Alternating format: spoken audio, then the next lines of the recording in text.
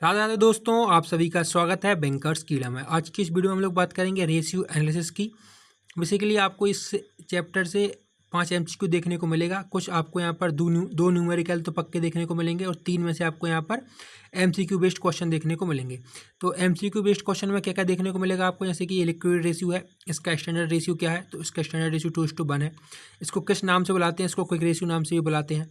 ठीक है, ये किस चीज़ के लिए किसके लिए बेनिफिशियल है अपने कंपनी के पर्सपेक्टिव से, तो ये बताता है कि कंपनी की एबिलिटी कि कितने इजीली ये अपने कैश को कन्वर्ट कर सकता है, कैश को लिक्विडेट कर सकता है टू पे it's long short term obligation. ठीक है, तो अब हम बात करते हैं जितनी भी आपकी यहाँ पर पॉसिबिलिटी बन सकती हैं एग्ज़ाम में आने की, इस पूरी वीडियो में हम लोग इसको कवर करेंगे। ठीक है, अब हम बात करते हैं कि रेशियो एनालिसिस होता क्या है। तो it is a mathematical conclusion after preparing the financial statement. ठीक है, तो फाइनेंशियल स्टेटमेंट क्या होती है ये आपको बताने की जरूरत नहीं है, ऑलरेडी मैं आपको प्रीवियस वीडियो में इसको कवर कर चुका हूँ।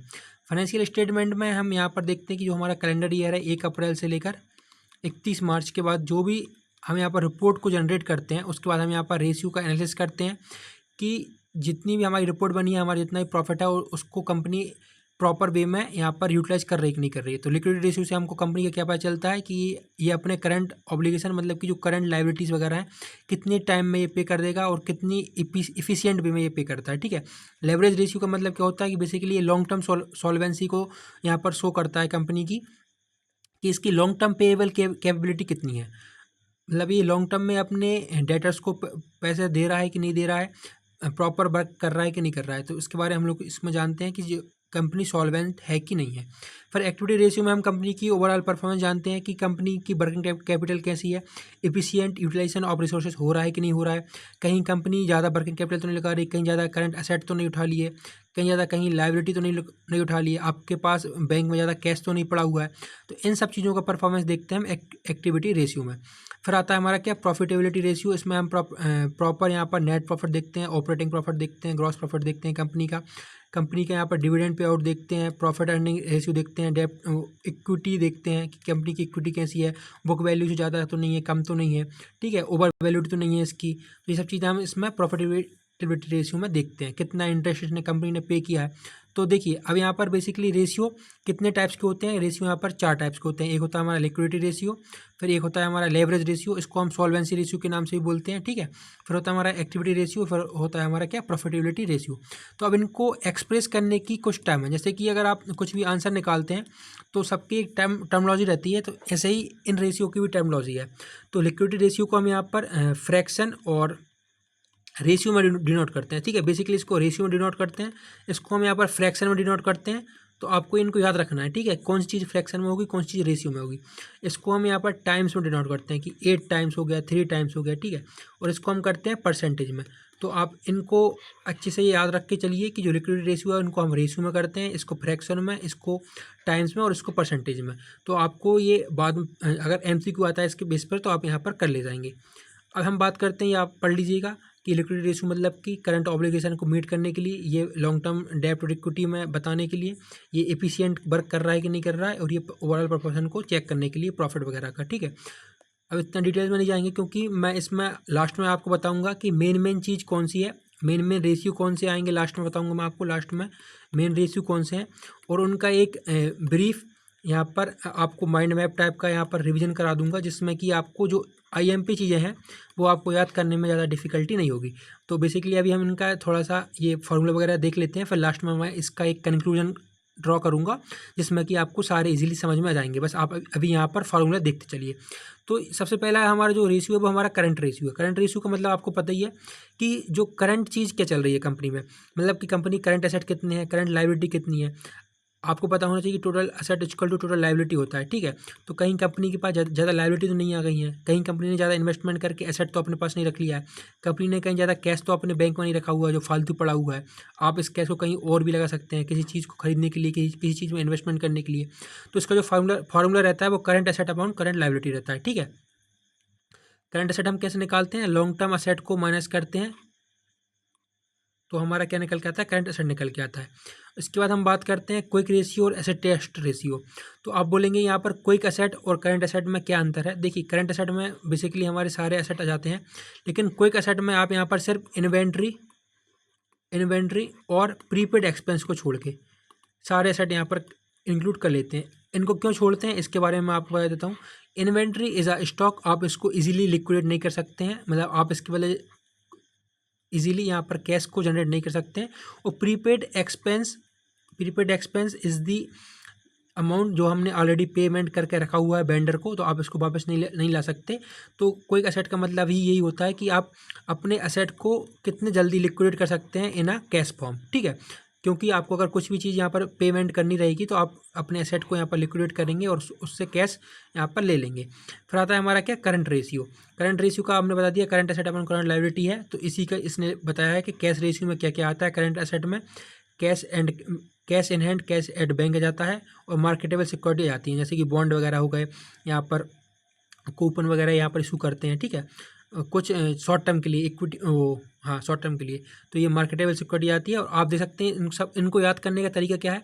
सब में जितनी भी यहाँ पर लिक्विडिटी रेशियो है, सब में यहाँ पर जो डिनोमिनेटर है उसमें करंट लायबिलिटी यहाँ पर आ रही है, और ऊपर सब में यहाँ पर करंट एसेट, इसमें सिर्फ क्विक एसेट आ रहा है। इसमें मैंने आपको बता दिया कि आपको इसमें इन्वेंट्री और प्रीपेड एक्सपेंस को छोड़कर सारे करंट एसेट आप इसमें लिख सकते हैं, ठीक है।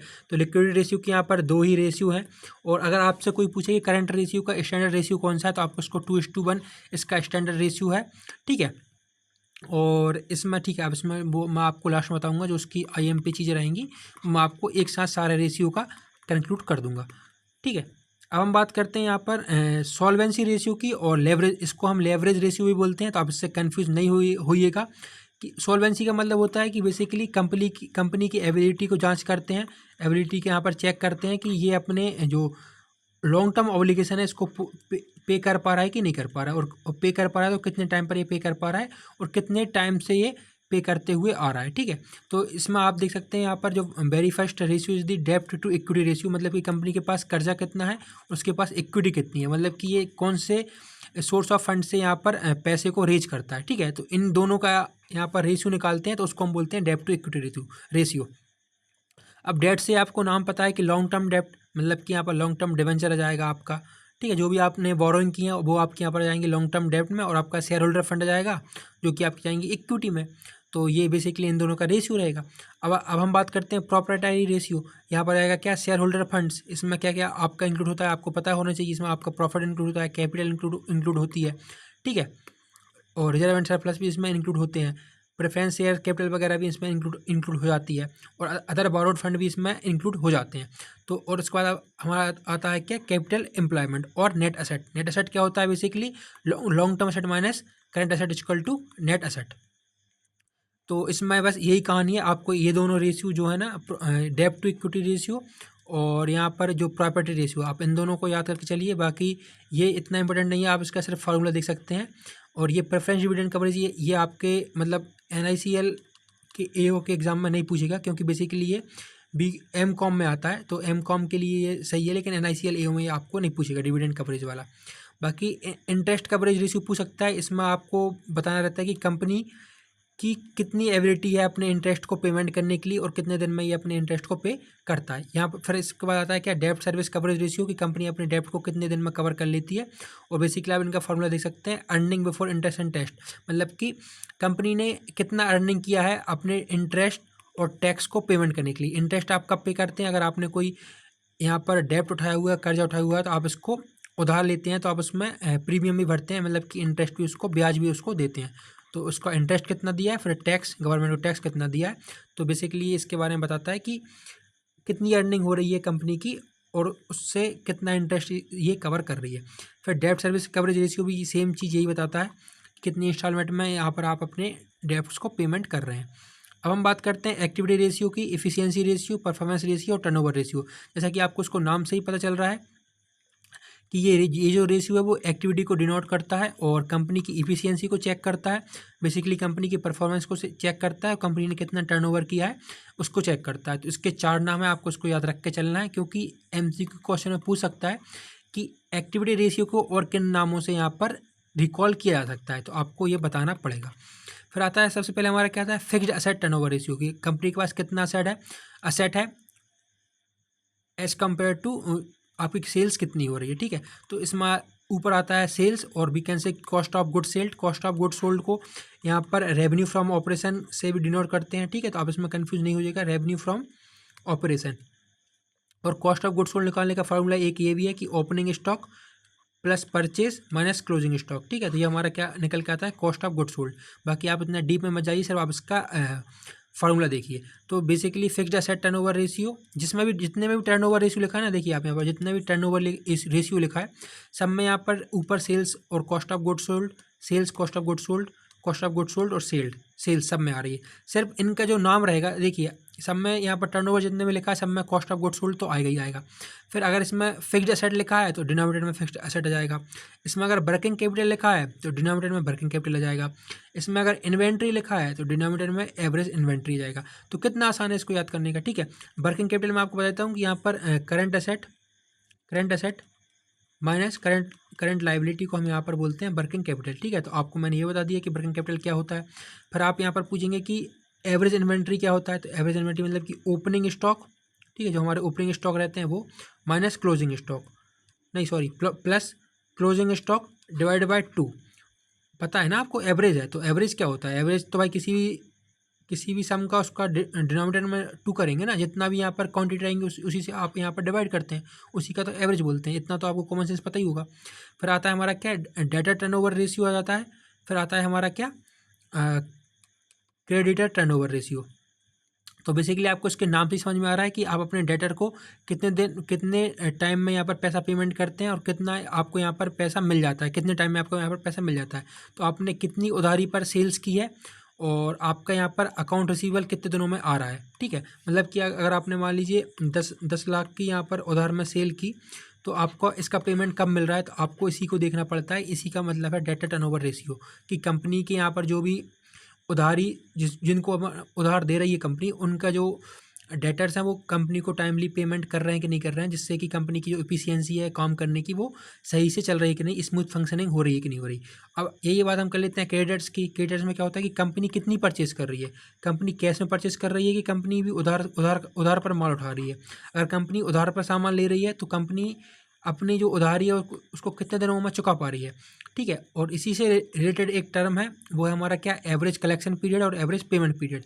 कलेक्शन पीरियड मतलब कि कंपनी कितने दिनों में अपना कलेक्शन कर रही है। जैसे कि अगर कंपनी ने मान लीजिए कोई यहाँ पर उधार पर सामान दिया, ठीक है, तो कंपनी इस सामान का पैसा 6 महीने में ले रही है कि 7 महीने में ले रही है कि 1 साल में मिल रहा है इसको पैसा, तो बेसिकली इसका जो मतलब है वो एवरेज कलेक्शन पीरियड है, ठीक है। और एवरेज पेमेंट पीरियड का भी सेम है कि कंपनी ने कितने सामान को उसने उधार पर लिया है, इस पर टर्नओवर इसमें डेटर में दिया है और क्रेडिटर में इसने लिया है, और कितने साल में इसका पेमेंट कर रही है, 6 या 7 फिर या फिर 1 साल में, ठीक है। तो बेसिकली ये मोटी टर्म है, आपको यहाँ पर ऊपर देखना है, सिर्फ फॉर्मूले को यहाँ पर लर्न करके चलना है।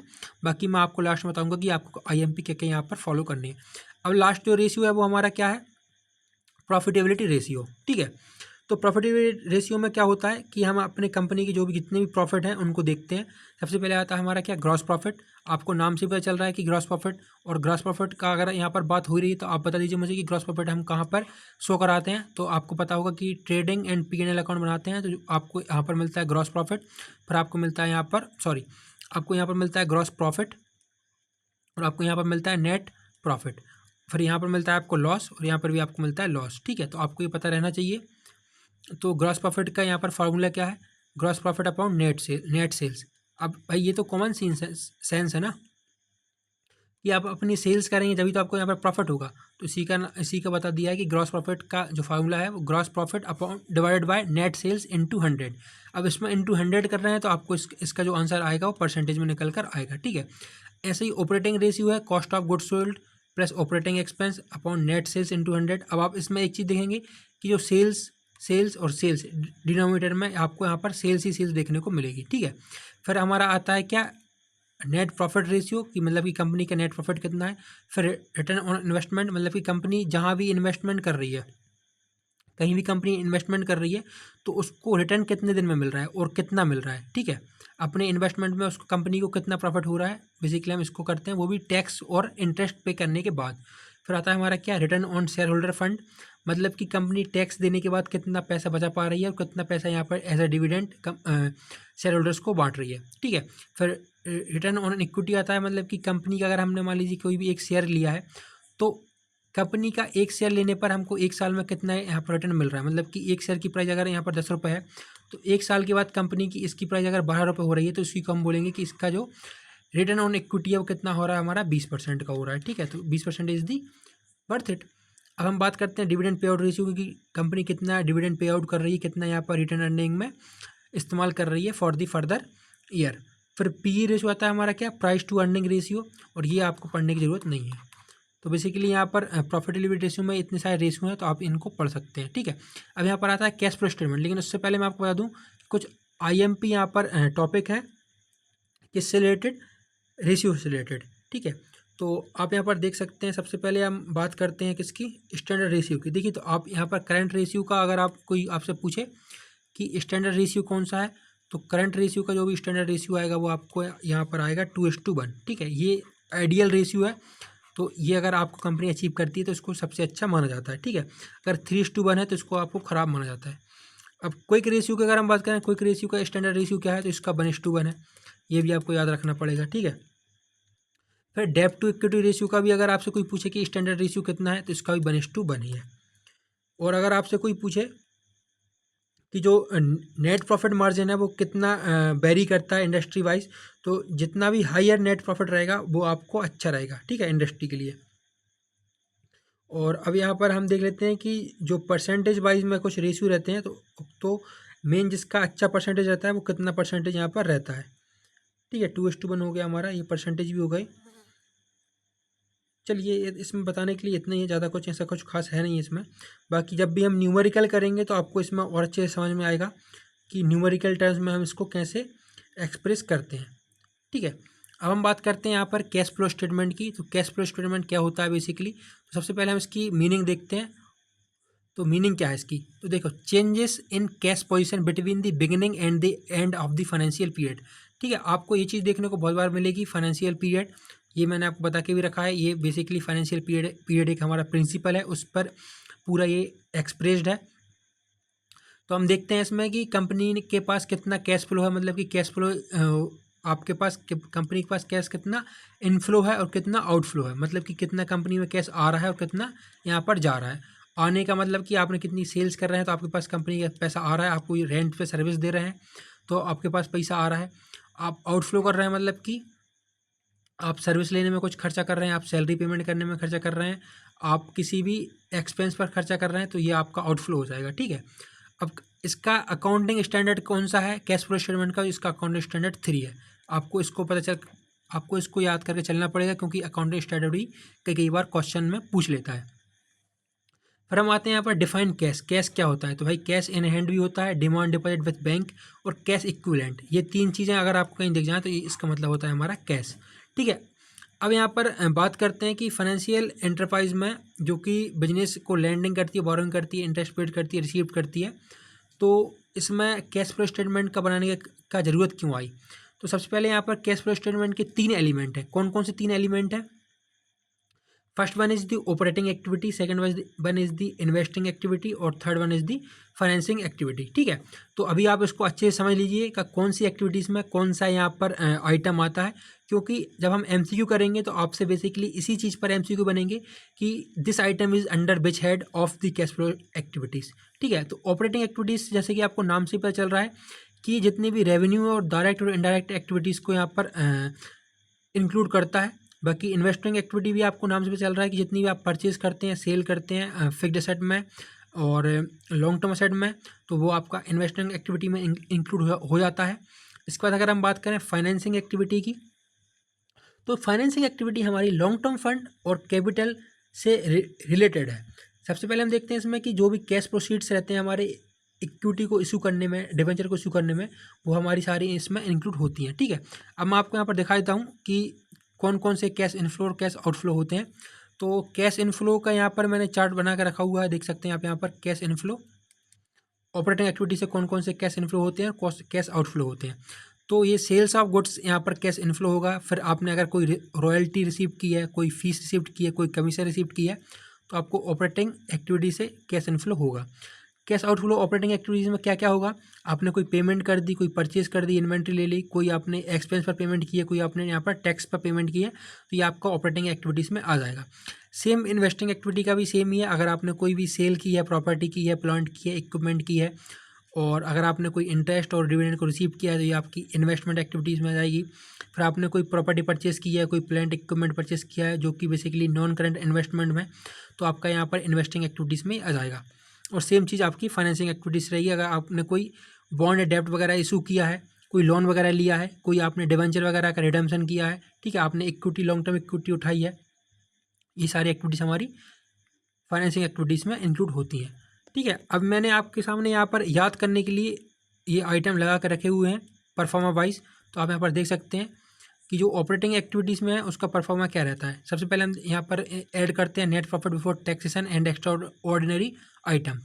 फिर जो जो आइटम यहाँ पर ऑपरेटिंग एक्टिविटीज़ से हैं वो सारे मैंने यहाँ पर ऐड कर दिए हैं, जैसे कि डिप्रिसिएशन हो गया, इंटरेस्ट ऑन बोरोइंग हो गया, प्रीलिमिनरी एक्सपेंस हो गया, गुडविल हो गया, patent, trademarks, loss on sale of machinery, premium payable, ये सब चीज़ें आपकी यहाँ पर क्या आ जाती हैं, ऑपरेटिंग एक्टिविटीज़ में आपको यहाँ पर देखने को मिलती हैं। ठीक है, बस आपको इसको एक बार मोटा मोटा याद रखना है कि ऑपरेटिंग एक्टिविटीज़ में क्या क्या आती है। ठीक है, तो आप इसको कर ले जाएंगे। फिर आपको पास आता है क्या, ठीक है, ये हमारा ऑपरेटिंग एक्टिविटी चल रहा है। अब यहाँ पर आता है हमारा क्या, इन्वेस्टिंग एक्टिविटीज़। जैसे कि आपको नाम से पता चल रहा है कि ये इन्वेस्टिंग से रिलेटेड काम को देखता है। तो देखिए आप यहाँ पर sales of machinery, sale of land and building, sale of furniture, sale of investment, तो सारे जितने भी सेल हैं वो मतलब कि इन्वेस्टिंग हो गया। फिर इनकम आई कुछ आपकी नॉन ऑपरेटिंग इनकम से, उसको आप ऐड करेंगे।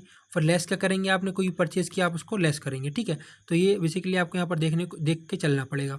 फिर आती है हमारी फाइनेंसिंग एक्टिविटी। फाइनेंसिंग एक्टिविटी सारी हमारी रिलेटेड रहती हैं किससे, इक्विटी से, प्रेफरेंस शेयर से, डिवेंचर से।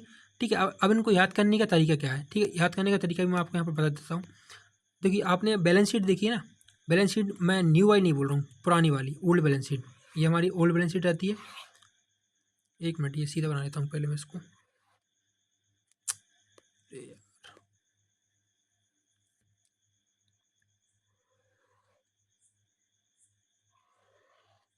देखिए यहाँ पर हमारी रहती है क्या, लाइबिलिटीज़ रहती हैं। यहाँ पर रहते हैं हमारे क्या, असेट। आपको पता है बैलेंस शीट में हमारे जितनी भी टोटल लाइबिलिटीज़ रहती हैं वो इक्वल रहती हैं हमारे टोटल असेट से। ठीक है, ये तो आपको पता ही होगा। अब ये होता है हमारा डेबिट साइड, ये होता है हमारा क्रेडिट साइड, ये भी आपको पता होगा। ठीक है, अब यहाँ पर दो एस्पेक्ट रहते हैं। ठीक है, जितनी भी आपके यहाँ पर लॉन्ग टर्म असेट है ना, लॉन्ग टर्म असेट जो भी चीज़ें हैं ये सारी आपकी किस चीज़ में आती हैं, और ये आपकी जितने भी आपके यहाँ पर शेयर होल्डर फंड है।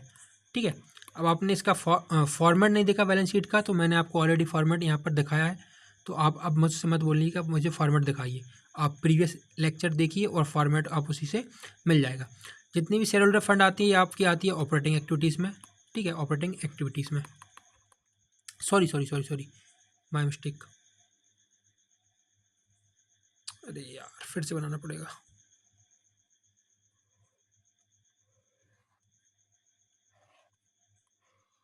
देखिए ये आपकी लाइबिलिटी, जल्दी जल्दी कर देता हूँ। ये आपका एसेट,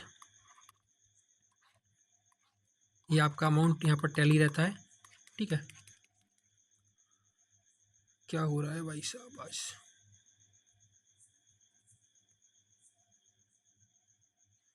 गायब ही कर दिया यार उसने तो।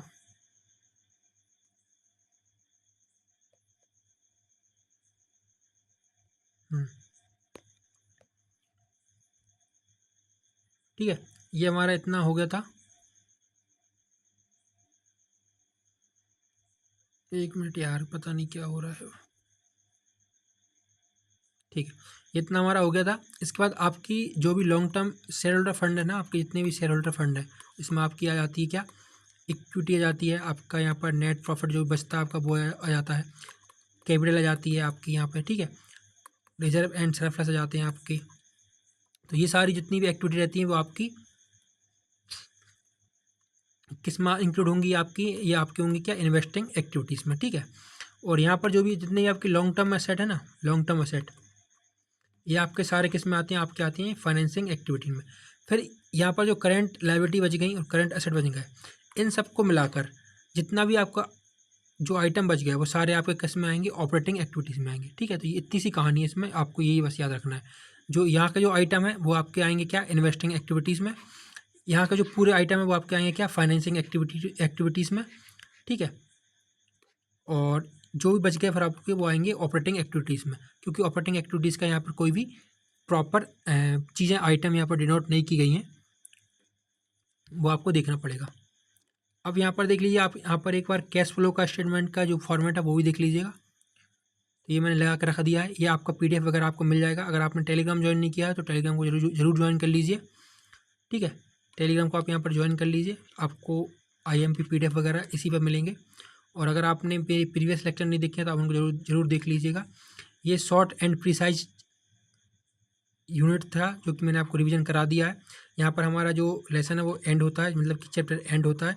कल हम इसके 100 MCQ कर लेंगे, तो बेसिकली आपको इस चैप्टर से जो भी परेशानी होगी वो आगे चल के नहीं होगी। तो ये छोटा सा अपडेट था, जब तक के लिए राधे राधे दोस्तों। Keep watching, keep subscribing, keep loving. Thank you.